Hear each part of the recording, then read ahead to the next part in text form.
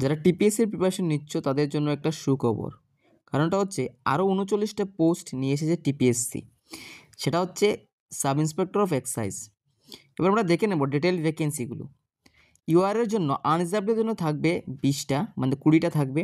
এসসিদের জন্য থাকবে 6টা এবং এসটিদের জন্য থাকবে 13টা। টোটাল 39টা পোস্ট থাকবে। এখানে ফিজিক্যালি হ্যান্ডিক্যাপ্টের জন্য ইনক্লুডেড, আর এখানে এক্স সার্ভিসম্যানের জন্য থাকবে। যেহেতু 33% সিট মেয়েদের জন্য থাকে, তাই ইউআর মেয়েদের জন্য মানে আনরিজার্ভদের জন্য থাকবে 60টা এবং এসসিদের জন্য থাকবে 2টো এবং এসটিদের জন্য থাকবে 5টা। এই 6টার 2টো থাকবে, এই 13টার 5টা থাকবে, আর এই 20টার 60টা থাকবে। টোটাল 14টা পোস্ট থাকবে মেয়েদের জন্য। এবার আমরা দেখে নেব এজ লিমিট এবং এসেনশিয়াল কোয়ালিফিকেশনগুলো কী কী। হ্যাঁ, ঠিক আছে।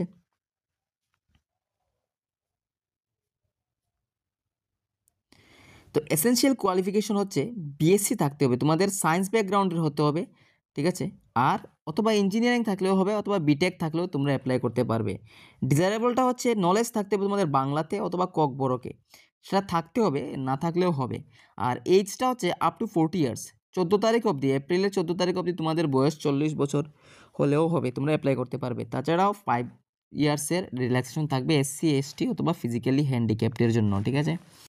তো এই পোস্টে অ্যাপ্লাই করার জন্য তোমাকে পার্মানেন্ট রেসিডেন্ট হতে হবে ত্রিপুরার, ঠিক আছে। পিআরটিসি তোমাকে থাকতে হবে, না হলে তুমি অ্যাপ্লাই করতে পারবে না। তোমার কাছে পিআরটিসি থাকতেই হবে। আর এই ফর্মটা তোমরা অ্যাপ্লাই করতে পারবে লাস্ট 14 এপ্রিল অবধি 5টা, বিকেল 5:30টার মধ্যে তোমাদের অ্যাপ্লাই করতে হবে। তোমরা খেয়াল রাখবে যে তাড়াতাড়ি অ্যাপ্লাই করতে হবে, কারণ ওটা হচ্ছে অনেক সময় কী হয়, সার্ভার ক্র্যাশ হয়ে যায়, টাকা পেমেন্ট করা যায় না। তাই তোমাদের তাড়াতাড়ি, যত তাড়াতাড়ি সম্ভব অ্যাপ্লাই করে নেবে। সিলেকশন প্রসিডিউরটা কী? তাহলে সিলেকশন প্রসিডিউরটা হচ্ছে 2টো স্টেপে হবে।